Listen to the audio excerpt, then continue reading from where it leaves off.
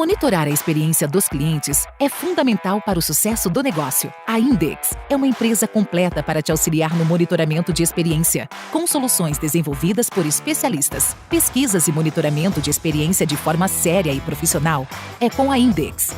Index, monitoramento de experiência de clientes. E aí, chegando pro 8º episódio da nossa 3ª temporada do Clientize-se, aqui nessa beleza do Rio de Janeiro, eu confesso assim, eu queria um céu azul, tá? Rio, manda um céu azul pro próximo episódio. Gente, eu tô bem animada de estar aqui gravando essa temporada do Clientize-se com profissionais e empresas que estão movimentando o cenário da clientização aqui no Brasil. E hoje eu trouxe um convidado que tá de fora do Brasil, mas ele vai dar pitaco aqui nessa cena. Para você que está acompanhando essa temporada e esse podcast lá desde o primeiro episódio, por aqui já passaram grandes nomes, grandes empresas, mas a gente só tem uma pergunta para te fazer. Bora clientizar o teu negócio? Cola com a Index, que é a realizadora aqui desse podcast e com certeza é uma ferramenta parceira para te ajudar a clientizar o seu negócio. Entender mais sobre o que o seu cliente está pensando, o NPS, o CSAT, o CES. E hoje tem uma coisa que a gente vai falar, é esforço do cliente. E para me ajudar nessa conversa, temos aqui um ilustríssimo convidado importado de Portugal, tá? A gente tá chique. Tudo bem, Davi? Como você está? Eu tô bem, obrigado. Eu tô bem, obrigada. Gente, eu sou apaixonada nesse sotaque. Fala de novo. Estou bem, obrigado. Estou bem. Olha, gente, não, essa importação aqui, olha, essa importação foi muito boa. Eu tô bem feliz de te conhecer. Até que de enfim, você né? Tá aqui. Dá um corpo pra carinha, assim, ó, do LinkedIn. Exato. Que bom que você tá aqui. Eu já sei quem é você, mas tem várias perguntas que eu vou te fazer só de curiosa, eu vou aproveitar esse momento. Mas conta pra galera que tá te ouvindo, te assistindo, quem é Davi? Então, sou português, estou no Brasil desde o ano passado. Vim trabalhar na OLX Brasil. Trabalhei na OLX em Portugal, na IKEA, que é uma grande gigante sueca de móveis e decoração. E já trabalho neste mundo do atendimento, de experiência do cliente há mais de 15 anos. Vendas também. E, portanto, vim aprender no mercado do Brasil, que é um mercado muito grande. Tem bons profissionais. E, apesar daquilo que a galera muitas vezes pensa, aqui aprende-se muito, se desenvolve muito e está muito à frente também em termos de tendências comparado com a Europa e até mesmo com os Estados Unidos. E eu acho que essa visão que eu trago de fora ajuda muitas vezes a galera a dar assim um freio nas críticas que coloca, né? Porque é importante sair daqui para ver essa visão, porque senão a gente só fica com uma visão curta, né? É uma bolha. Então, uma bolha, literal. E então eu escolhi o Brasil precisamente por isso, não só pela facilidade da língua, mas porque aqui eu vejo muita gente fazendo muita coisa boa e, cara, eu quero aprender com os melhores, né? Um exemplo, né? Cá estamos. Cá estamos. Eu vou acabar esse Ora, episódio pois. falando português de Portugal. Ora, pois. Ora, pois. Sabia que o ora, pois é um mito? Ninguém usa lá em Mentira. Portugal. É verdade, cara. As primeiras vezes que eu vim aqui para o Brasil, já venho ao Brasil faz 7 anos. Aí todo mundo ficava me zoando, né? Sim. Ora, pois, eu ficava assim. Que isso, cara? Aí a galera dizia assim, não, mas é que aqui o português fala ora pois, assim, mas só se for o português daqui, porque o de lá, você fala isso e a galera vai ficar assim, olhar pra você do, que isso? Então é um mito. E falando um pouquinho mais sobre quem é Davi, você contou um pouquinho da sua passagem de negócio, a sua opção de vir pro Brasil. Sim. E furar a sua bolha, entrar na nossa bolha. Conta um pouquinho sobre a sua especialização, o que você faz? Eu sou líder de experiência ao cliente e de vendas também. Então sempre trabalhei com times de atendimento, de suporte, UX, dados, tudo o que está dentro da experiência do cliente. Também me desenvolvi na área de vendas, desde a pré-venda, account, customer success. E eu escolhi esta área precisamente por 3 motivos. Primeiro porque eu gosto de pessoas, não só liderar times e desenvolver o potencial da galera. Eu sinto que tenho essa missão de tentar ajudar a galera a enxergar o melhor de si e fazer com que elas evoluam, né? O segundo motivo está muito relacionado com o facto de eu ser obcecado por qualidade, experiência. Eu gosto de agradar os outros, eu gosto que a galera sinta prazer em estar comigo, e isso reflete-se também no meu dia a dia no trabalho, né? Ou seja, na forma como eu quero que as empresas por onde eu passo entreguem aos clientes a melhor experiência, que seja uma referência. Eu acho que isso passa muito pela questão de tentar fazer um momento melhor para o cliente no momento em que ele tem uma dor, né? Se a gente for frios o suficiente, a gente vai ver que as áreas de atendimento, elas existem porque algo atrás na jornada não correu bem, né? Então já é um momento doloroso, né? Na sua grande maioria. Então, se já chega aquele momento, vamos tentar minimizar, né? Eu acho que é um pouco ser os médicos, né? Tentar minimizar essa dor. E terceiro, cara, porque eu acho que é o futuro, para ser bem sincero. Eu já penso nisso já há mais de 15 anos. Agora, com a entrada da inteligência artificial, fica mais presente para mim isso, ou seja, vem muita tecnologia, vem muitas coisas novas ao mesmo tempo, e esta componente humana, ela vai se perdendo. E eu acho que quem vai fazer a diferença é precisamente empresas que apostem no relacionamento, na forma como conectam humanos com humanos. A tecnologia vai ajudar, sem dúvida, e tem que ajudar muito para que a gente também repense a maneira como a gente enxerga as relações humanas. Então são estes os 3 motivos que me fazem trabalhar nesta área. E são belíssimos motivos. Obrigado. Você nem falou que vai ficar rico com CX? Não. Eu já sou uma pessoa rica. Já sou rica, tenho muitos amigos, obrigada. E falando, trazendo essa tua experiência para jogo, então. Aquela pergunta bem capciosa. Sucesso do cliente é não falar com a empresa? Não. Cara, sucesso do cliente para mim, além da frase clichê que é entregar aquilo que o cliente precisa e o cara sentir valor, sucesso do cliente primeiro é começar no teu time. É você fazer o trabalho de casa, não esquecendo que você, enquanto líder, o teu primeiro cliente é o teu time. Então, se tu não servir bem o teu time, se tu usar o teu poder enquanto líder para benefício próprio, já está errado. Você tem que usar o teu poder enquanto líder para desbloquear situações, para fazer crescer o teu time, para inspirá-los, para que eles possam entregar mais e melhor, né? Então esse para mim é o sucesso do líder de um time de sucesso de cliente. Já como a Gisele Paulo falava sobre a questão de o cliente feliz dá lucro, o time tem que se sentir feliz nisso, né? Então para mim a segunda parte do sucesso do cliente passa muito por nós termos a capacidade de escutar, não é ouvir todo mundo ouve, né? É escutar o cliente, entender o que é que aquelas palavras têm ali por trás, e para isso você precisa de relacionamento, você precisa de entender relações humanas, você precisa de compreender quais são as dores internas que as pessoas têm, não é? A dor interna, às vezes uma pessoa pode dizer assim, cara, eu estou cansado, não tenho motivação. Cara, o cara pode estar em burnout, isso é a dor interna dele, né? O cliente é a mesma coisa, não estou satisfeito, não estou tendo resultado. Mas o que é que se passa, né? E você se interessar genuinamente por isso.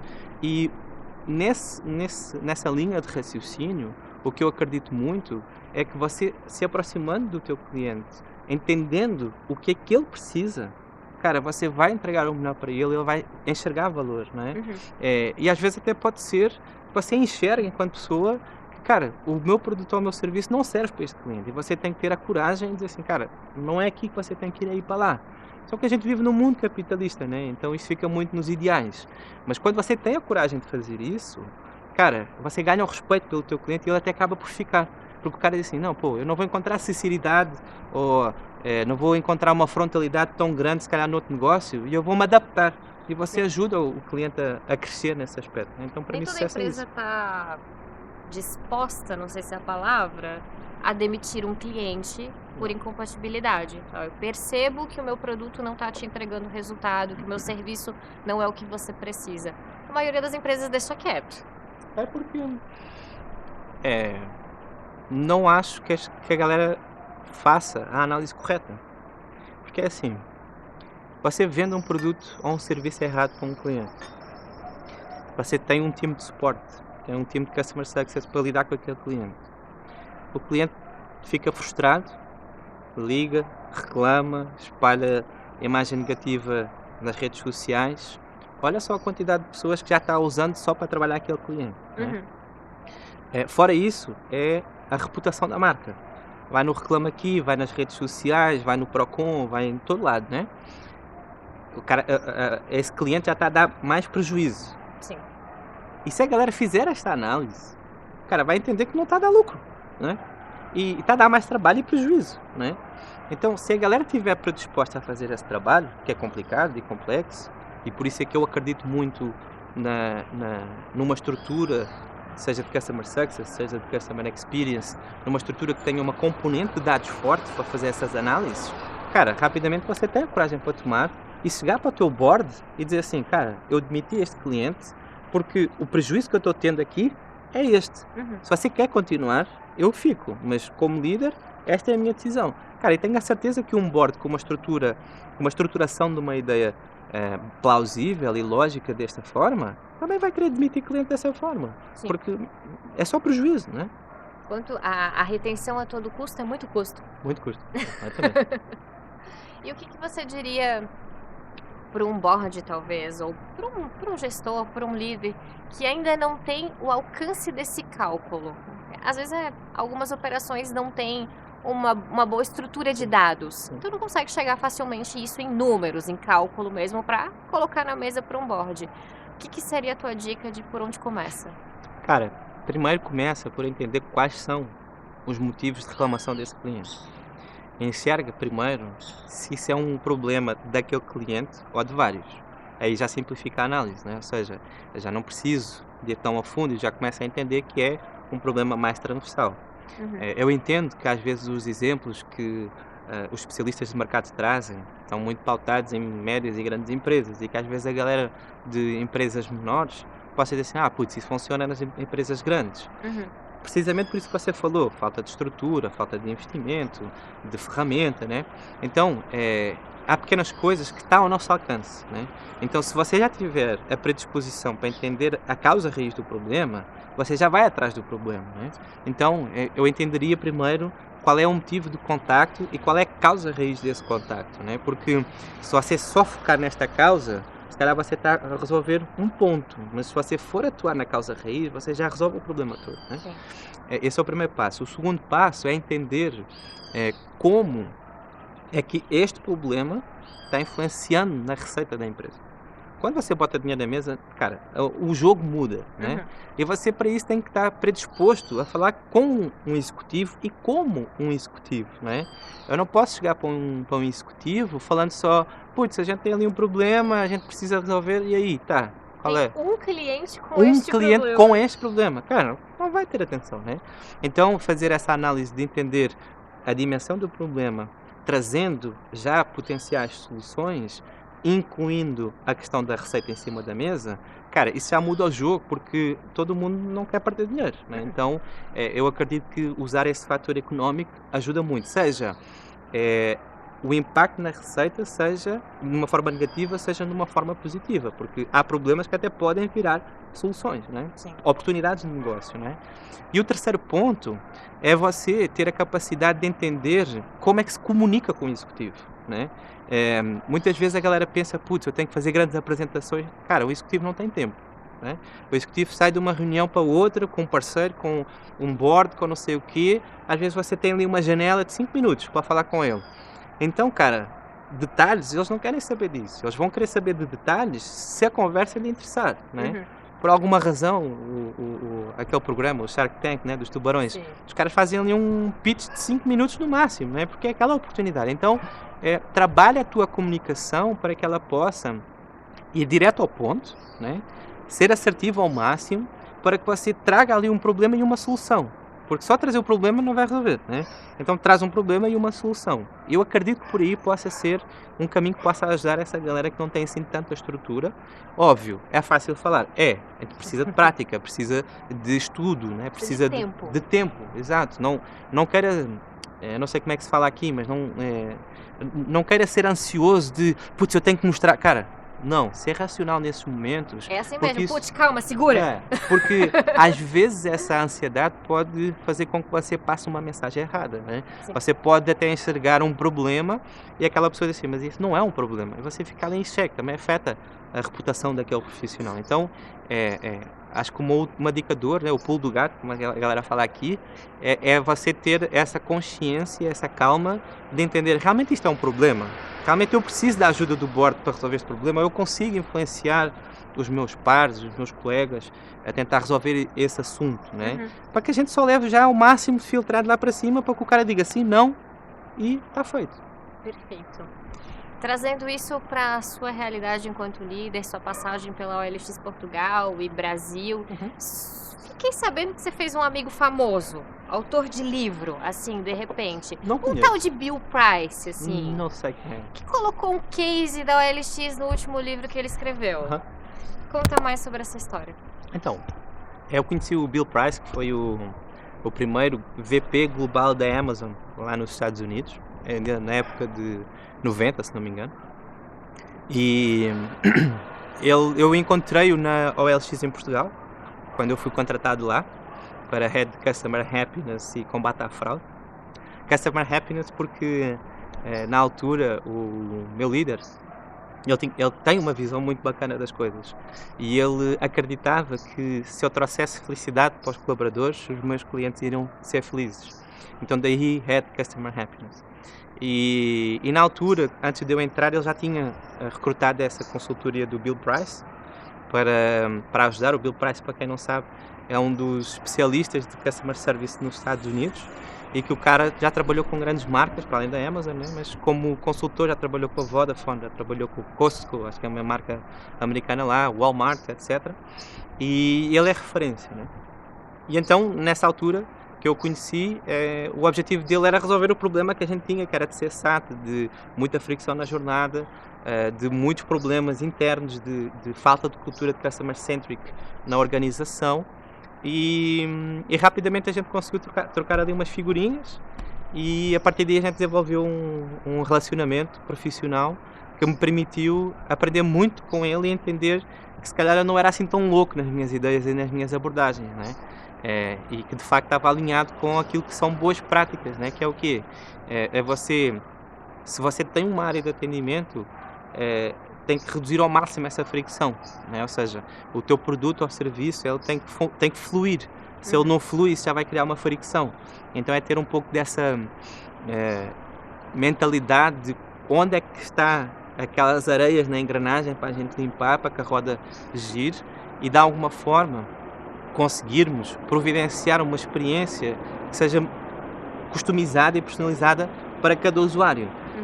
Mas isso é difícil fazer numa escala gigante e é caro, mas há pequenas coisas que dá para fazer, né? Então eu acredito que dá para customizar também, não em grande escala, mas fazer pequenas alterações nos teus processos, a forma como tu resolves os problemas, para passares a ter uma mentalidade mais proativa e não tão reativa, né? E é um pouco disso que o Bill advoga, né? O atendimento ele tem que ser proativo, ele tem que ser preditivo, ele tem que de alguma maneira, antes do cliente saber que tem um problema, a gente já tem que entender pelo comportamento dele que a gente consegue resolver antes dele chegar aqui, né? E se o cara chega aqui, então cara, vai ter que ter uma experiência maravilhosa porque é a última oportunidade, se a gente pensar bem numa jornada, é a última oportunidade que o cliente tem de estar em contato com aquela marca e de deixar uma boa imagem, né? Então tudo isso eu aprendi com ele lá em, 2, 3 meses. É daquelas pessoas que você, quando interage, você aprende tanto, mais até que um MBA durante um ano, sabe? Sim. E o cara, no último livro que ele lançou, Frictionless Organization, não me lembro se é assim o nome, agora sendo bem sincero. A gente coloca aqui na descrição do episódio. A gente ajuda nas vendas, né? A gente vai fazer uma campanha para ele vender os livros na Amazon. Exato. Ele usou esse case de transformação de resultados e de experiência do cliente lá na OLX em Portugal como uma forma de demonstrar a importância de reduzir essa tal fricção nas organizações, que não é só no atendimento, passa por departamentos que interagem com o atendimento, então marketing, o financeiro, o produto, no fundo todo mundo trabalha para o cliente. Se aqui há alguma coisa que não está funcionando nesta organização, ela vai influenciar a experiência do cliente, né? Eu costumo dar um exemplo muito prático, né? Às vezes a gente faz a compra de um produto e o reembolso leva 15 dias. Porque o financeiro não tem pessoas suficientes para fazer, então estipula uma regra uma vez por semana para fazer. Só que o cliente já pagou, ele não vai querer saber se o problema é teu para receber 15 dias depois o dinheiro que é dele, né? Pior ainda quando tem o parceiro lá do cartão na ponta. Exatamente, né? A empresa levou 15 dias, mas o cartão tem 30 dias para te devolver. Então é esse tipo de coisas que o Bill explica no livro, né? Que ele demonstra com casos práticos e de outras empresas, problemas que existem em todas as empresas, então é quase bíblico ver as mesmas coisas nas mesmas empresas, só muda o tamanho, só muda o setor, né? E no fundo também ele explica como as lideranças precisam de sair da sua bolha de atendimento, Customer Experience, Customer Success, e de serem um pouco mais embaixadores dentro das empresas de uma cultura centrada no cliente, de uma cultura focada na optimização e melhoria contínua, de uma cultura onde tentam de alguma maneira acabar com silos e acabar com os egos, porque é muito isso, né? Ou seja, os problemas acontecem na vida do cliente também por causa de egos dos líderes, né? Então é um pouco disso que ele ensina nos livros que ele já tem. O primeiro livro que ele tem é The Best Service is No Service, que é o quê? Na visão dele, quem olha diz assim, pô, isso é muito louco. Mas é verdade, o atendimento só existe porque existe um problema. Se não existir problema, não precisa desse atendimento. É isso. Então esse é o primeiro livro dele, depois ele tem mais dois, este último que eu falei, onde ele evangeliza um pouco essa mentalidade. Eu te perguntei se o sucesso do cliente é não precisar falar com a empresa, porque eu tenho criado alguns conteúdos nesse sentido, e palestras e afins, e eu sempre percebo um movimento do público em geral falando: eu gosto da Amazon, eu gosto do LX, eu gosto da Netflix, eu gosto do Spotify. Tá, peraí, são empresas que a gente não precisa conversar. Eu não preciso abrir um chamado, eu não preciso... Então, quanto mais eu falo com a empresa, menos eu gosto dela. Claro. Vou dar um exemplo muito prático. Os portais, aqueles sites de reclamação, eles existem. E o consumidor busca muito esses sites porque as empresas não pensam neles. Sim. Eu costumo dizer que em qualquer empresa por onde eu passo, independentemente do país, tem sempre um código de um consumidor. E eu quero ir além do código do consumidor, né? Porque o código do consumidor é o mínimo. E ele existe para que as empresas cumpram com o mínimo, né? Sim. Então, se você tiver essa mentalidade de entregar o mínimo, tu vai receber o mínimo, né? E o teu cliente vai sentir que vai receber o mínimo. Então, se você tiver uma mentalidade de ir mais além, você já está a fazer um brilharete. E a necessidade de existir estes portais de reclamação nasce precisamente por isso, os clientes quererem ser ouvidos e a galera não estar aí para resolver os problemas deles e acabam por ir na base do xingamento, na base da reclamação, na base da porrada, muitas vezes, né? Cara, e não precisa disso, cara. Não há necessidade disso, né? Então eu acredito que o sucesso dessas grandes empresas não é por elas serem gringas, não é, cara. É simplesmente pela mentalidade dos líderes. É só isso, né? Cara, eu em qualquer operação que eu estou, eu sento-me ao lado do colaborador que está a atender um cliente. Eu quero atender um cliente. Eu faço cliente mistério com os meus times. Por quê? Porque só assim é que eu também testo o meu atendimento, as minhas vendas. Só assim é que eu testo a experiência que o meu cliente está tendo, né? Eu muitas vezes faço o percurso que o cliente faz no site ou no aplicativo para ver se os canais que estão disponibilizados estão funcionando, se faz sentido, se não faz sentido, se é confuso, se não é confuso.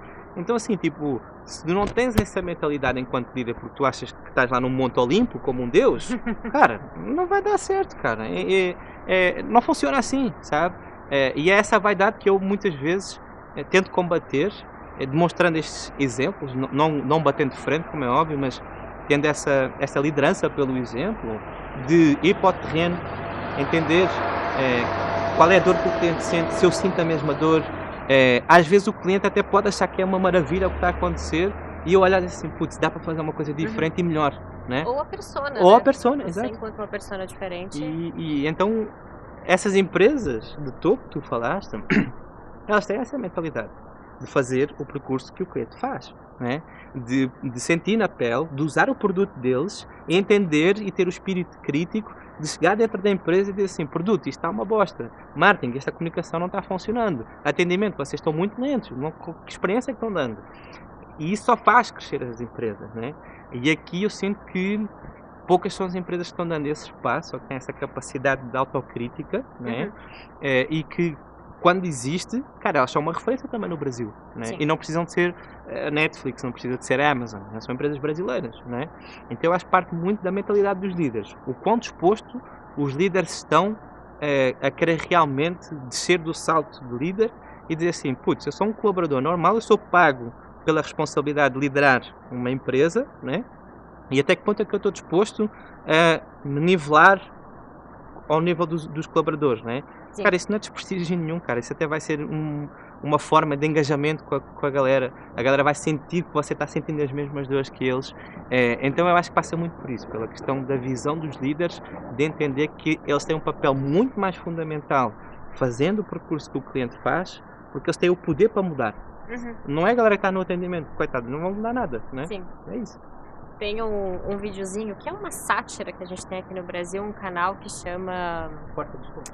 Também, Porta dos Fundos é sensacional, mas não é deles. Eu não vou lembrar o nome agora, fugiu completamente. Mas é um vídeo que eu uso muito em palestra, que é uma sátira de um atendimento em que o atendente está tentando fazer uma instalação de telefone, vendendo um pacote de televisão, internet e tal. E ele fala, a gente vende 100 canais, mas você só vai assistir um porque o resto é ruim. A gente vende 50 mega, mas só entrega 10. Leva 20 minutos para instalar, mas daqui 2 meses você pode usar. E o atendente ali cometendo sincericídio, né? E às vezes eu uso isso numa dinâmica de workshop, alguma coisa, e eu pergunto, gente, o que tem de errado com esse atendimento? E a galera, é porque ele não ouviu o cliente, é porque ele falou rápido demais, é porque não sei o quê. E eu falo, gente, o que é um bom atendimento? Não é ser educado, responder rápido e nunca transferir uma ligação? Não é isso que a gente fala no Brasil? Ele fez tudo isso, o atendimento foi maravilhoso. A questão é que todos os processos e o produto estão quebrados. O que o atendente que tá lá... Oi, desculpa, é que eu não tenho agenda do técnico, eu não sei que horas ele vai. Como que o atendente vai resolver esse problema? Vai fazer o trabalho dele, né? Uma coisa que eu costumo dizer, e eu encontrei isso em algumas empresas por onde eu passei, a primeira coisa que eu fazia era ver qual era o nível de satisfação do cliente.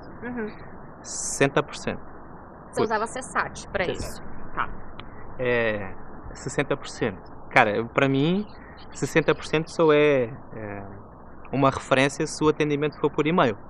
O atendimento por canal e-mail é mais demorado, não é tão dinâmico, leva mais tempo para o usuário também responder, etc. Então nunca vai esperar ter uma média, né, de atendimento muito elevada. O máximo que eu já vi no mercado foi 75, 80 e para mim já é muito bom. Já no chat, no canal de chat, você no mínimo tem que ter 90%. E porque eu já tive essas métricas de CSAT. Mas o ponto aqui é o quê? Na prática, quando você tem um atendimento, uma qualidade do cliente abaixo e uma qualidade interna acima, as coisas não comunicam, cara. Não tem lógica. Você não pode ter uma qualidade interna elevada e um CSAT baixo. Por quê? Isso, a mim, é a primeira bandeira vermelha que eu vejo de que, putz, não estão pensando na experiência do cliente, estão pensando na experiência do colaborador que seguiu o processo, né?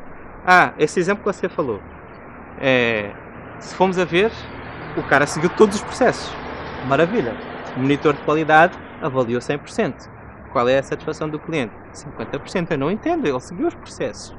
É um facto, mas está errado. Né? Porque a visão não deve ser de dentro para fora, deve ser de fora para dentro, né? Então, as primeiras coisas que eu faço é ver logo isso, altero e digo, não, cara, a gente vai mudar o script de qualidade para o sentimento do cliente. O cara realmente resolveu o problema do cliente? O cara tinha como resolver o problema do cliente? O cliente sentiu que ele resolveu o problema? Você ao colocar estas perguntas já muda do género, o colaborador seguiu o processo A, o colaborador fez não sei o quê. Cara, o cliente está nem aí para isso, cara, né? Então, isso é o perfeito exemplo de quando as empresas trabalham de dentro para fora. E eu acredito muito que as empresas devem trabalhar de fora para dentro, da visão do cliente. E por isso é importante você fazer esse caminho que o cliente faz. Porque os números, muitas vezes, e os processos não traduzem o sentimento que o cliente tem. Eu costumo dizer, as métricas que as empresas usam é para gerenciar negócio. Não é para providenciar a experiência do cliente. Não é?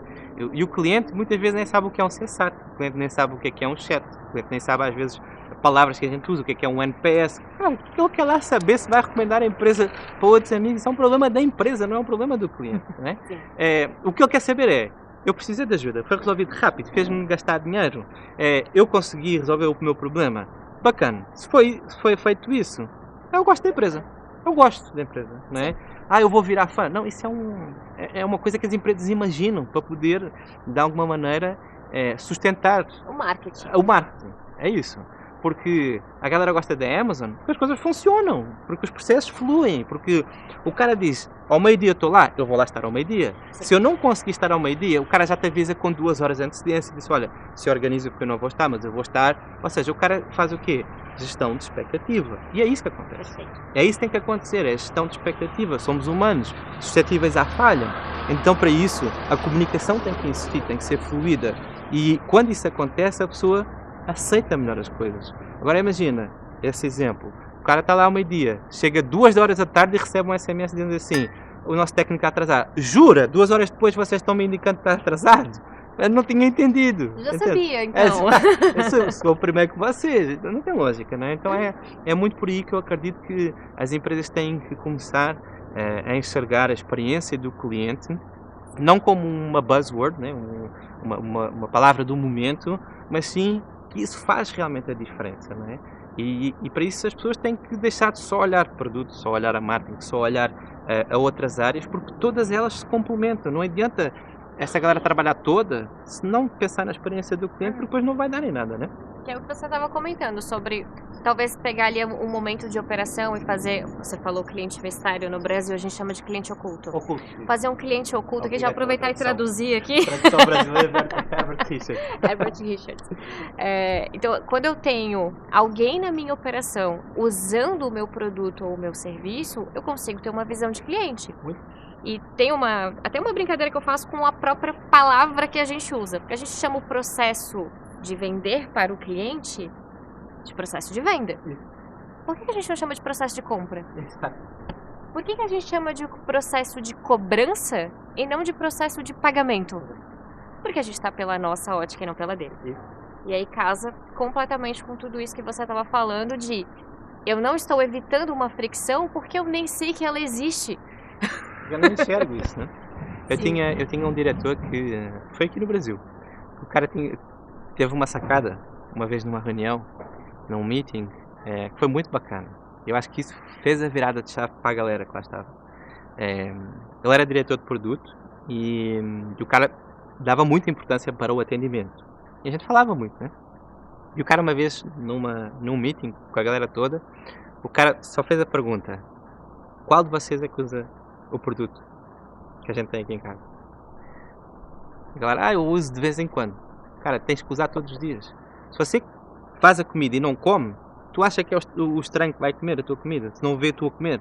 Então tu tens que comer primeiro para saber se realmente a comida está boa, está bem temperada, né? Para tu poder servir ao outro, né? Isso, metaforicamente falando, né? Ou seja, se tu não usa o teu produto, se não testas o teu serviço, cara, como é que tu podes dizer que o teu produto é bom? Como é que tu podes dizer, só baseado em métricas? Não. Tu tens que olhar pelo olhar leigo do cliente. O cliente é leigo nesse aspecto, né? Ele não sabe o que é que está sendo feito, o esforço por trás, né? Quando a gente diz assim, caraca, a gente tem um CSAT gigante. Mas que ruim isso. Exato, tipo, o que é que isso acrescenta? Agrega na vida do cliente, né? Mas se for um produto ou um serviço que transforme a jornada dele, um atendimento que o cara se sinta conectado. Você vê, o Nubank foi referência há vários anos por isso, né? Eles conectavam-se com as pessoas, porque eles treinavam a galera deles para se conectar com as pessoas, relacionamento, né? Então é muito por aí que eu acredito que as empresas têm que se focar. Testa, usa o teu produto, ser crítico, e não é só tipo, eu sou crítico com o meu atendimento. Não, ser crítico com o teu produto, ser crítico com a tua engenharia, ser crítico com o teu marketing, porque o ser crítico aqui não é apontar dedos, mas é dizer assim, eu vou dar a minha visão, porque eu também sou cliente, né? E você vai ter uma visão um pouco mais enviesada, porque está dentro da realidade da empresa, mas isso também vai ajudar a subir a qualidade daquilo que tu vais entregar para o cliente. Perfeito. E não que eu queira, mas eu vou ter que te fazer a última pergunta agora, porque tá acabando o nosso programa. Mas eu tô com uma ideia aqui de criar o dicionário do Clientize-se. Uhum. Então, me dá a definição de clientizar. Clientizar? Definição, vamos lá. Por Davi. Deixa eu pensar um pouco. Tic-tac. Tic-tac. Clientizar. Acto ou efeito. Olha, já começou bonito. Ato ou efeito de colocar o cliente no centro do negócio. Seria o que eu faria. Acabamos aqui, muito obrigada, senhor. Substantivo masculino. Maravilhoso. Foi um prazer te receber Obrigado, aqui. eu, cara. Acho que esse papo vai inspirar muitos líderes, muitas operações. Peraí, como é que eu evito uma fricção se eu nunca soube que ela existia? Adianta eu ter um NPS, uma CSAT maravilhosa, se eu não sei o que eu vou fazer com isso? Então, acho que você trouxe bastante coisa aqui pra galera refletir em como é que eles vão clientizar o processo. Eu só te agradeço. Obrigado pelo convite. E agora eu vou agradecer você. Você que está aí desse ladinho aí, ó. Já deixou o like? Já deixou o comentário? Já encaminhou pro amiguinho? Encaminha pro seu colega lá de operação, pro seu líder que tá precisando. Dá uma motivada aí. Então, acompanhe esse programa, toda essa temporada. Assista as temporadas passadas. E, claro, lembra de mandar pra gente qual é a sua definição de clientizar. Eu vejo você aí no próximo episódio. Tchau!